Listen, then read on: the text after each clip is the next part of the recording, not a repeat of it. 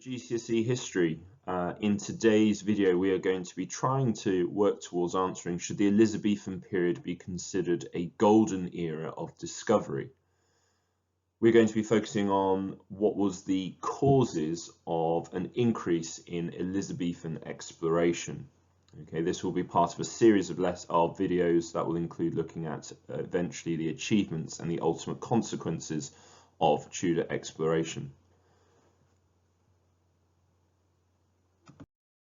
The first thing I would recommend you do is draw out this spider diagram. We'll be adding notes to four main causes of an increase in exploration during Elizabeth's reign. They are new discoveries, new technologies, privateers, and trading companies. Make sure you leave yourself plenty of space to add further details as this video progresses. New discoveries. Prior to the Elizabethan rule, exploration eastwards had started to expand. Men like Vasco da Gama had reached India, going round the tip of southern Africa, meaning trade and explorers would not have to pass through the dangerous lands of the Turkish Ottoman Empire. Exploration also expanded westward before Elizabeth's rule. Possibly the most famous explorer was Christopher Columbus. His journey in 1492 discovered what was to be called the New World, accessing the Americas for the first time, even if there was an element of accidental luck involved.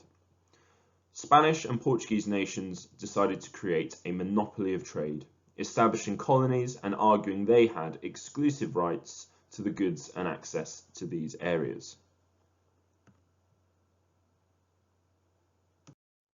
New technologies also encouraged more exploration.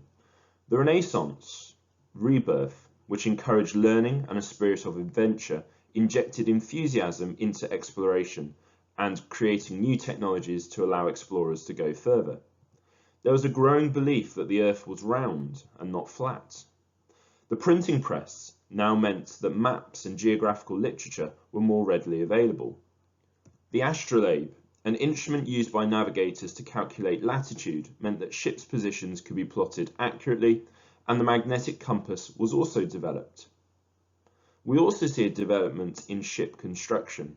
More diverse ships were invented, and the triangle Latin sail meant that ships could now sail whichever way they wished, whatever the wind direction.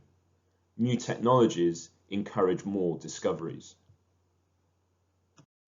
A new concept introduced is privateering. Elizabeth seems to have taken a much more active role in Tudor exploration, in contrast to her predecessors. But she was starting from a back foot. Spain and Portugal, as we've already mentioned, had tried to create exclusive rights trading in the New World.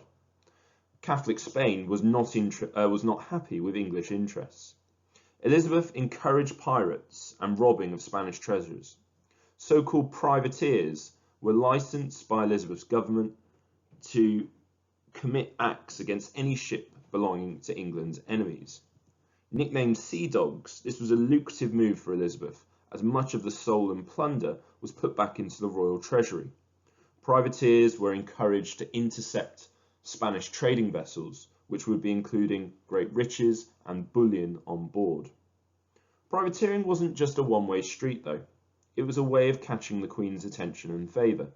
Sir Francis Drake, a prime example that we'll come across later on, was knighted on his boat, the Golden Hind, in 1581.